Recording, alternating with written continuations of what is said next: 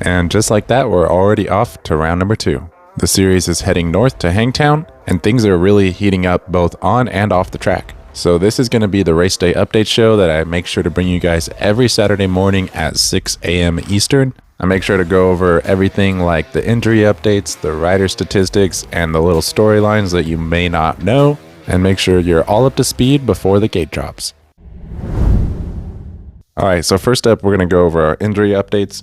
Austin Forkner crashed multiple times last weekend. He did end up having to get some stitches in his leg, but he did make it through both motos. Didn't have anything great as far as results, but luckily he was able to keep going, and he looks to be lining back up this weekend. Nate Thrasher went down in moto number 1. He did get back up and finish the race, but after the race, he was sent to the hospital after visiting the Alpine Star Medical Unit. It sounds like he just had some contusions, so he's definitely sore and banged up, but he looks to be lining back up as well. Styles Robertson returned to the series, and he did his best, but it seems like his wrist is really having issues. I believe he's had 7 surgeries now, and that thing is still causing problems, so he looks to be probably going back in for more surgery. His wrist seems very unstable, pretty much making it impossible to ride. Really hate to see that for him. It has to be pretty demoralizing to do all this work to come back and then not even crash and have to go back out.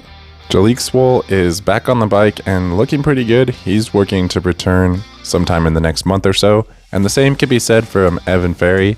He's also trying to recover from a torn Achilles, and he's also back on the bike. Probably be returning a round or 2 after Swoll returns. Another rider back on the bike is Pierce Brown, so that's really good to see.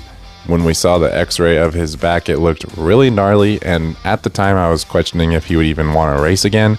Thankfully, he is looking to be getting back into it. When he'll be returning, it remains to be seen. Hard to say if he's going to want to score some points and try to get his way into the SMX playoffs. So if he does want to do that, he's going to need to get into some motocross races because he hasn't scored any points so far this year. Hard to say exactly where he's at with that, but the good news is he is back on the bike. Club MX's Jet Reynolds is recovering from his broken leg, and he looks to be returning for Southwick. Cameron McAdoo is obviously still recovering from that ACL reconstruction. He's definitely still a ways out. We saw Jet Lawrence basically breaking records with how quick he came back, so we have to expect Cameron to be out for at least around that amount of time. Cole Davies is still recovering from that broken arm and nose injury after he got landed on in Salt Lake. And Daxton Bennick is still recovering from his concussions that he suffered in Supercross. He should be returning in a few rounds. And then another star Yamaha rider, Max Anstey, was supposed to be here for the start of the season, but he ended up having to go in to get his leg repaired. So at this point, it's likely we won't see him till the very end of motocross or even until the playoffs. Moving on to the 450 class, Dylan Ferrandis is out for the motocross season, trying to recover from that leg fracture. It looks like Justin Barsha is sitting out this round once again, trying to recover from those knee issues. Mitchell Oldenburg is also going to be missing the select rounds that he was going to be racing for the Beta guys because he suffered a pelvis injury at Salt Lake City. Joey Savacci broke his finger at Paula. Luckily, he's still lining back up. He ended up doing that in practice, and he still scored a pretty solid finish at Fox Raceway. And then, of course, we have the big one. Chase Sexton will be out for at least this round and probably the foreseeable future. We all saw him go down after the finish line jump, and he definitely suffered a shoulder injury. The full extent of his injuries is not fully clear, but we know he did not break anything. But he did say that he wants to recover to 100% before trying to return to the series. He's definitely banged up. He's not racing this weekend, and when exactly he will return is yet to be seen. All right, now we're going to move on to our top riders and story section. We have to go through like the top 20 in each class because all these guys have some pretty cool stories behind them. So with that, I'm going to move fairly quickly. But anyways, at the top, Hayden Deegan came out and went 1-1, doing exactly what we were expecting, looking fairly dominant. It should be interesting to see if he does the same thing this weekend with the conditions being a little bit different. Seems to be what the expectation is at this point, and hard not to have that expectation. But one thing that can be said is that he didn't have perfect starts, so it'll always be fun to see him come through the field. But as of right now, that doesn't seem to be too hard for him to do. Then the second best guy, Joe Shimoda, going 2-2, looked really good as well, but definitely a notch below Hayden. One thing worth mentioning though is that Joe does have a lot of reps here at Hangtown from back in the Geico Honda days. They used to practice and test here all the time. So I'd be really curious to see what a Hayden Deacon mediocre start and Joe Shimoda whole shot moto would look like. As far as Tom Vialle, he pretty much did exactly what most of us would have expected as well. He was rock solid, finished on the podium, but had absolutely no flashes of greatness or super high-end speed. He definitely was fast. He worked his way up through the field. He didn't have a whole shot and fade back or anything like that. But hopefully he can have a little bit more speed at some point this season to make things a little more interesting. The next guy is Shimoda's teammate Chance Hymas, and I would have been really interested to see exactly what would have happened if he didn't tip over in Moto number 1 last weekend. I still think that Hayden gets him, but I feel like that race would have been a lot more fun to watch. And it was still much improved than what Chance did here last year, so maybe he can continue to improve this year at Hangtown as well. Then finishing 5th overall last weekend with 4.5 moto scores, being top 5 in both motos, Julien Beaumer looked really good as well. Last year he came out really strong at Anaheim 1 in Supercross and looked really good, but then never really showed that same flash again until the playoffs. He was pretty solid in motocross, but this still felt like quite a step up from what we saw last year. So while there were plenty of riders in this class who were arguably disappointing, this was definitely encouraging to see. And then we have another rider who had a pretty encouraging ride with Garrett Marchbanks, finishing 6th overall, but he also got top 5 in one of the motos. He was really the only pro circuit guy who looked like he had it. He was fast, he was charging forward, and he looked really good, so that was great to see. Then right behind him was Seth Hamaker. He finished 7th overall with 8.7 moto scores. He didn't necessarily look like he had the same speed as Garrett Marchbanks, but he hasn't really raced motocross that much, so he was definitely okay. He looked good. It's great to see him out there and healthy. With what we saw out of him in Supercross, I'm curious to see what he can build this motocross season. And then we had the surprise of the day for me personally, which was Michael Moseman finishing 8th overall. He also looked really good. He was rock solid both motos. He's actually a local boy here in Hangtown, so keep your eye on him. This is a track that he probably has thousands of laps on. It wasn't like he hole shotted and just hung on for a top 10. He rode solid and earned this top 10 overall. So I wouldn't expect anything less at this point, at least at this track. Then quietly in 9th, we have Max Folan. He went 12:10 on the day. Definitely somebody who was just out there doing his laps. Max is a great rider, super talented, still using that handbrake system. It's awesome to see him stacking points. Not much else to say about him. And then we have probably the first disappointment of the day for me personally, which was Ty Masterpool. And it was absolutely awesome to see him rip that hole shot and just send it to get into the lead. But what was not awesome was to see him fade the way he did. Later we did find out that he was puking through his helmet and not really doing that well.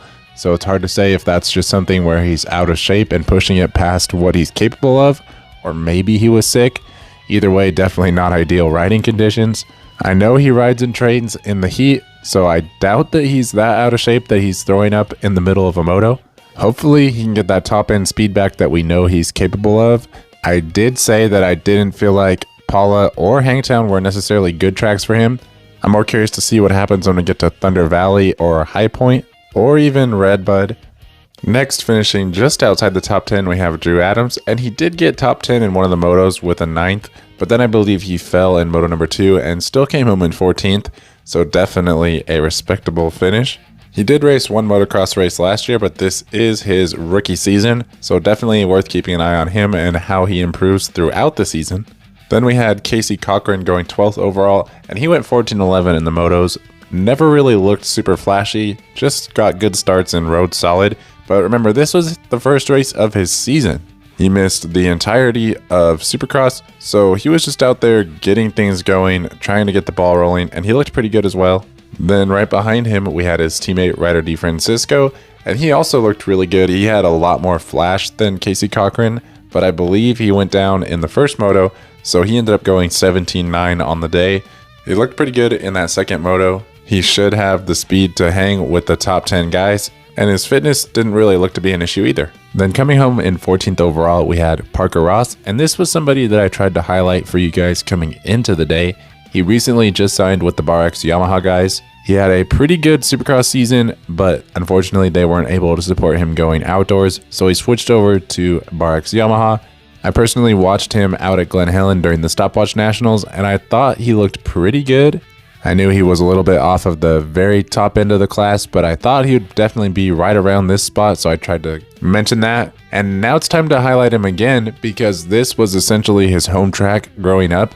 So the fact that he was able to have a pretty solid start last weekend, build some confidence, move forward in the motos. I'm pretty excited to see what he could do this weekend.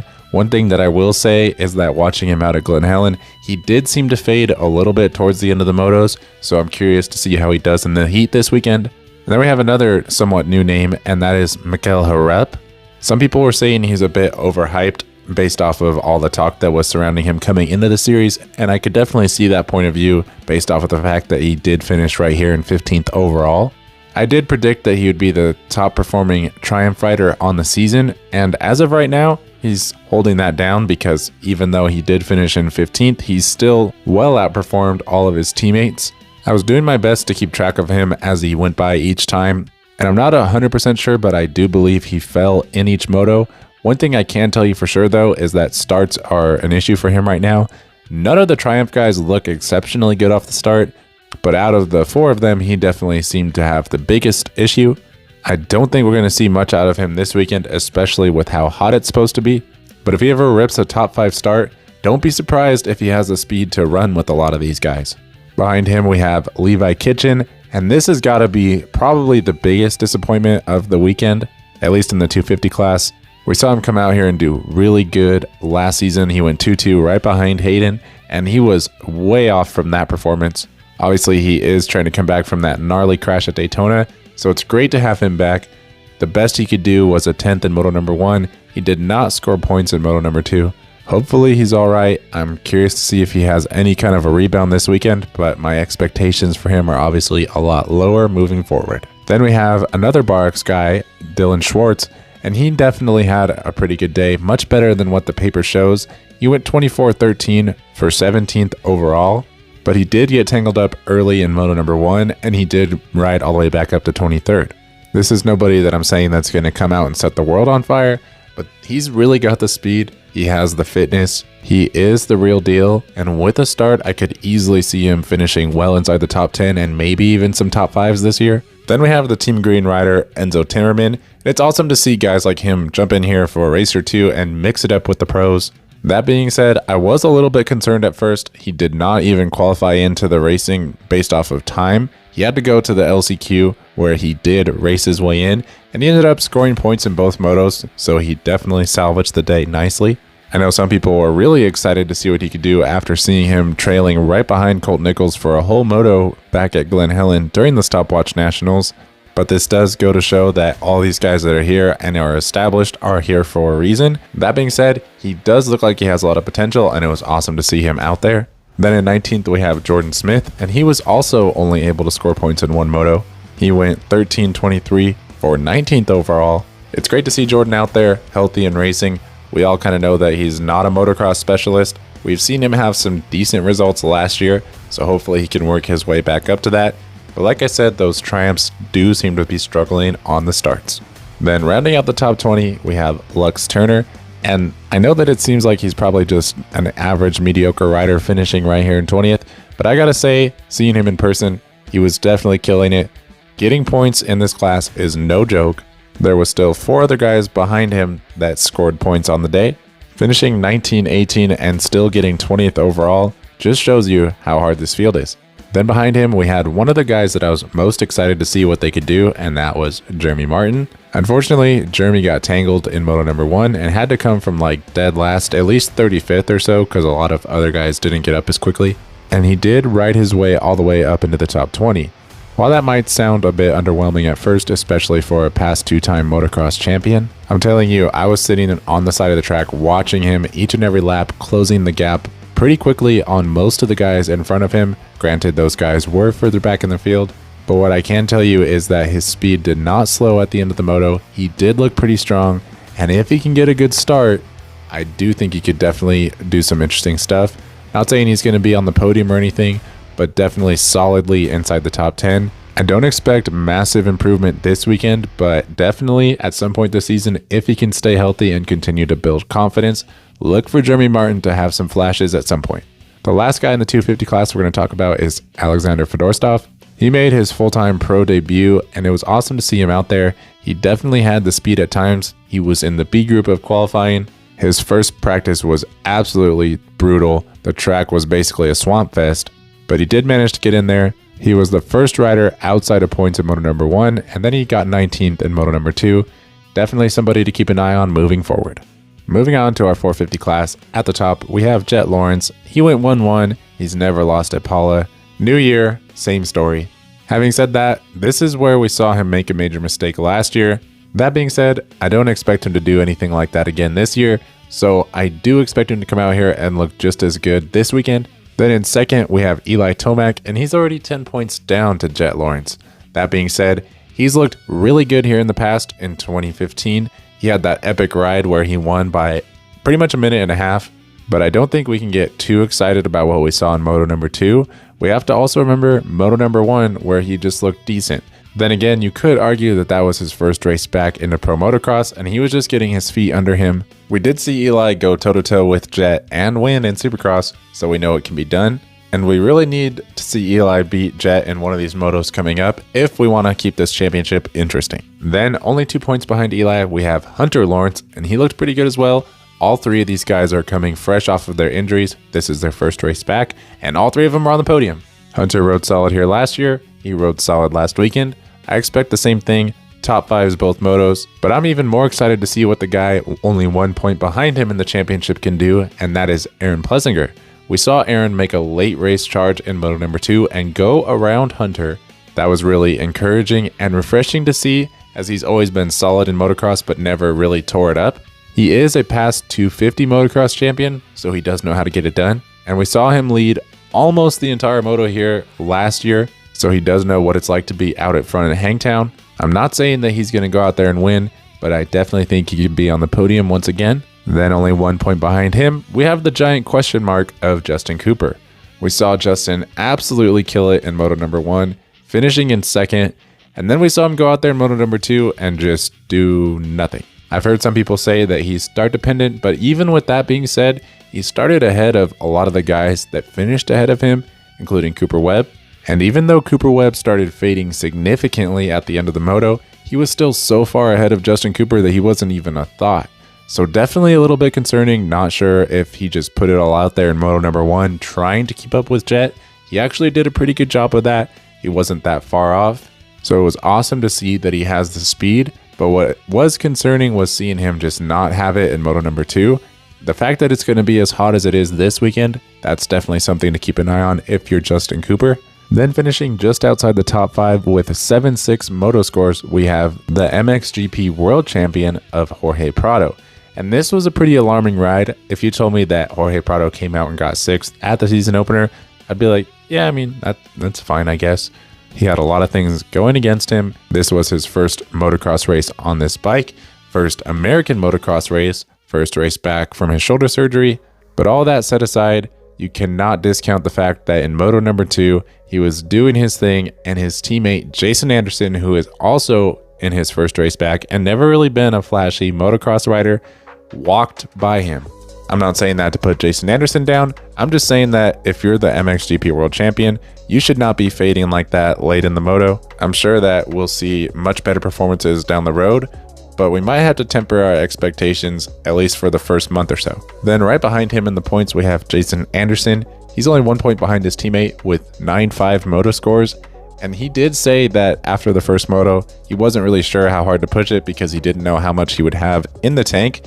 And we saw him really start to empty the tank at the end of the second moto.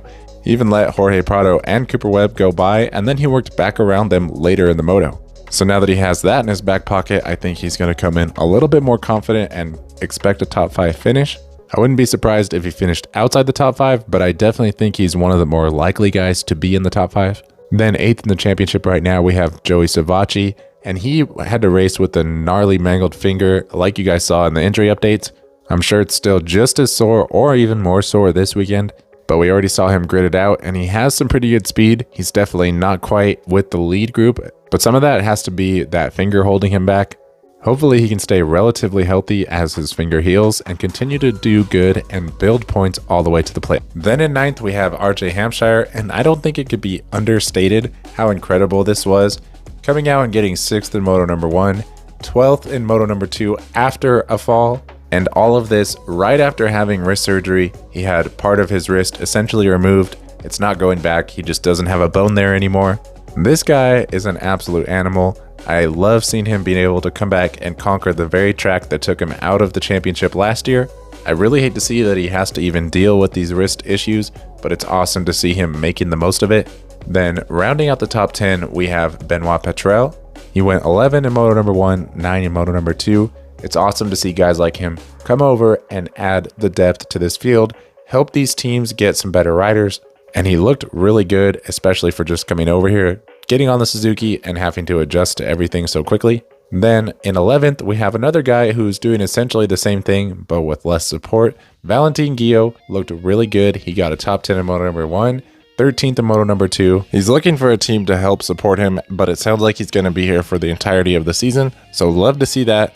Then in 12th, we have Grant Harlan, and I have to say I was pretty surprised with this.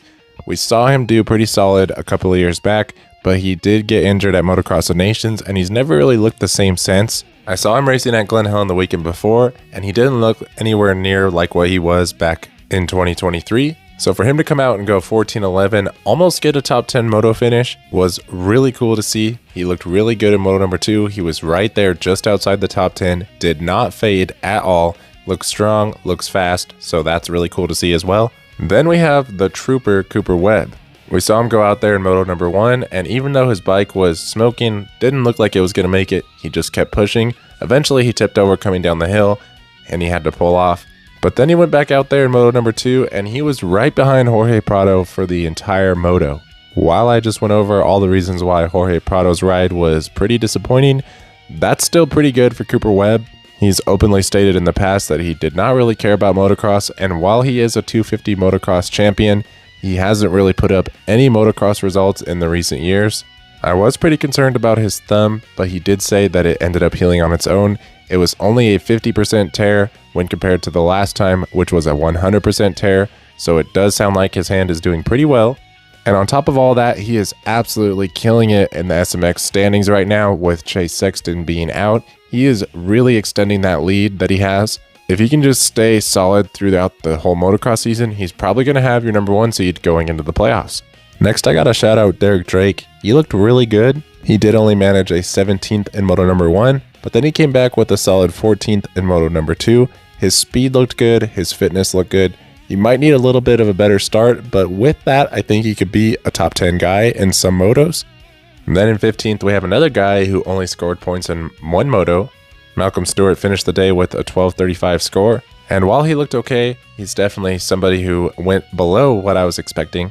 We saw him ride pretty solid throughout the entirety of motocross last year. I expected him to be right around that 8-12 mark, and he was barely there in Moto number 1. Not sure exactly what happened in Moto number 2. I believe he fell over, but I definitely expected him to come out and beat guys like Valentin Guillot and Benoit Petrel, which he did not do. So I'm curious to see if he can fix that this weekend or if he's still going to be right here just outside the top 10. Then in 16th, we have Colt Nichols, and he actually looked really good in Moto number 1. He ended up finishing 13th, which is a lot better than what I was expecting. He's not really raced much of any motocross in the last few years, so for him to come out here and get 13th was really good. He did not finish in Moto number 2, so we'll have to see how that translates to this weekend.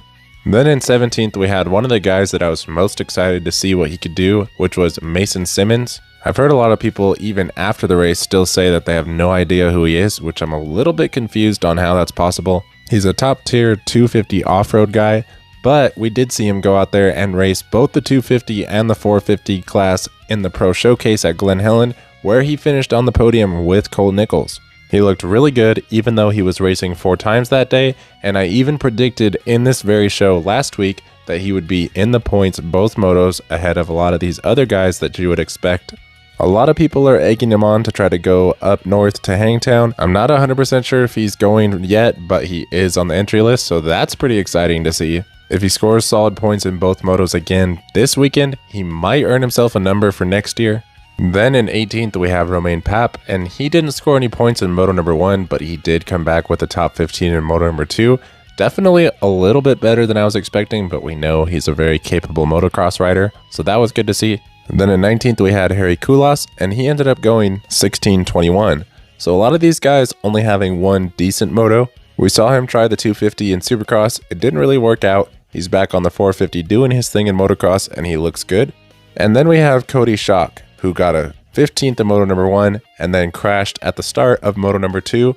He did try to get back going, but his bike had other plans. I think he was a bit disappointed with the 15th place, but honestly, I thought it was a pretty good finish. He finished right behind Grant Harlan and still beat guys like Derek Drake and Harry Koulas. Then I quickly want to shout out 21st, Derek Kelly. He had some pretty good rides. He was up there, scored points in one moto, and same could be said about Freddie Noren. He was just outside the top 20 in moto number 1, came back strong in moto number 2. Look for him to be strong moving forward as well. Now, before we get into our rider statistics, I just want to let you guys know that it is going to be pretty hot out there. The high is forecasted to be 98 degrees, which should be around the time that they're going up for moto number 2. As far as the schedule, Race Day Live will be kicking off at 1 Eastern, and the motos themselves will kick off at 1 o'clock local time or 4 Eastern. So if you're playing fantasy, make sure your picks are in by then. Another thing I thought that was worth mentioning is that Team Beta will be there this weekend. They have a 3-man roster with Benny Bloss, Dare DeMartle, and Bryson Gardner. Like I said in the injury updates, Mitchell Oldenburg is out, but there's still some pretty exciting stuff here. Benny Bloss is actually a pretty good motocross racer. The last time that we saw him out there for a motocross race was at Fox Raceway in 2022, where he finished 7th overall, just in front of Ryan Dungey, Ken Roxon, and Dean Wilson. As far as Dare DeMartle, we've seen him race in pro motocross before, and he is also local to the area. He has lots of laps on this track. He grew up here, but he hasn't raced here since 2019, at least not in pro motocross. He's been an off-road racer for quite a long time, and he's really established himself in that scene, but we did see him race some motocross back at the Glen Helen Stopwatch Nationals, so I'm really curious to see how he can do. He already came out and said that he's hoping to get a top 15 finish, which would be quite an accomplishment in this field, and it's awesome to see the added depth. Anyways, diving into our rider statistics, the first rider that we got to talk about is, of course, Jet Lawrence. He is the favorite to win this weekend, and while there are a few arguments as to why he may not win, there's way more arguments as to why he should win. Namely, he's only ever lost one race in his 450 motocross career.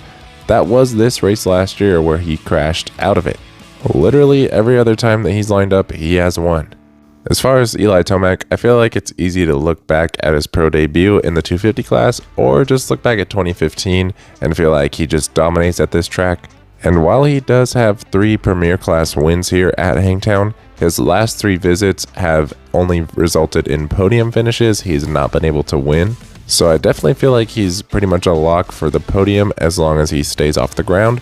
But as far as him being able to beat Jet Lawrence, that does remain to be seen. He's going to need a really good start, and that's something he's definitely capable of, but also something we haven't seen yet. As far as Aaron Plessinger, he only has 1 podium finish in his 450 career here at Hangtown. But if you combine the momentum that he had the last time that he rode here with his awesome ride in Moto number 2 last weekend, it's hard not to at least get a little bit excited about his potential. He was riding really good the last time we saw him here, and he was riding really good the last time we saw him this year. Looking at Hunter Lawrence, he did have a little bit better of a day than Aaron Plessinger overall, and he was able to salvage the podium even though he did lose to Aaron Plessinger in Moto number 2. And that's essentially what he did here last year. Even though he lost to Aaron Plessinger in Moto number 2, he still got 2nd overall. Look for Hunter to come out strong in Moto number 1 and back it up with a pretty respectable ride in Moto number 2. Whether that gets him on the podium or not is going to be tough to call, but he's definitely going to be right there. As far as Justin Cooper, he did get a moto podium here last year, but he went 4-3 on the day, which was only good enough for 4th overall. Like I said when we talked about him earlier in the show, I am concerned about how little he had in Moto number 2 last weekend. but obviously getting second in the first moto is hard to overlook. So he's another guy who could definitely land on the podium. He did it here last year in a moto. He did it last weekend in a moto. Can he do it 2 motos in a row? That remains to be seen, but we know he's capable of some really good rides. As far as Jorge Prado, there's really not much data to go off of other than what we saw last weekend, and what we saw last weekend wasn't much to get your hopes up. He's definitely close to a top 5 though, if he can get a little bit better starts. I don't think he ran the paddle tire at all last weekend, so I'm curious to see if he does switch to that at any point during the season. If he didn't run it last weekend, I don't expect him to run it this weekend either, but it would be pretty cool to see him get a little bit further up in the finishing order. And man, we cannot overlook the potential that Jason Anderson has this weekend. We saw him have a really good moto in moto number 2. He did articulate that he was going a little bit easier in moto number 1 and even the start of moto number 2 because he wasn't sure exactly how much he had in the tank. But now that he knows he can go the distance and that he has the speed, look for him to come in a little bit more confident. But most importantly, we saw him do really good here before. This is the only place where he has an overall win in the 450 class. And we saw him do that on this very team in 2022. In that epic year where Chase Sexton and Eli Tomac were going back and forth, and he beat both of them. He ended up catching and passing Chase Sexton in moto number 1, where he ended up getting the moto win. Then in moto number 2, after a not so good start, he did fight his way back up to 3rd, finishing right behind Sexton and Tomac for the overall win. So I'm not out here predicting that he's going to come out and win or anything, but what I am saying is don't be surprised if you look up while watching the races and be like, man, Anderson's doing pretty good. What exactly pretty good ends up looking like, I'm not sure, but if I had to guess, he's probably going to be right there battling to be in the top 5. As far as the wild card this week, it is 15th place, and there's quite a few guys that could definitely slot into that. I would consider looking at Derek Drake, who went 17-14 last weekend for 14th overall. You could also look at Grant Harlan, who did finish 12th overall last weekend, but he did benefit from Cooper Webb, Colt Nichols, and Malcolm Stewart all having a bad moto. So if you bump all 3 of those guys up, maybe Harlan is back in 15th. But then again, you can't forget about the added riders of Benny Bloss and Dare DeMartle. And of course, let's not forget about Cody Schock, who did get 15th in moto number 1 and then DNF'd moto number 2. There's a lot of guys who could easily be in that top 15.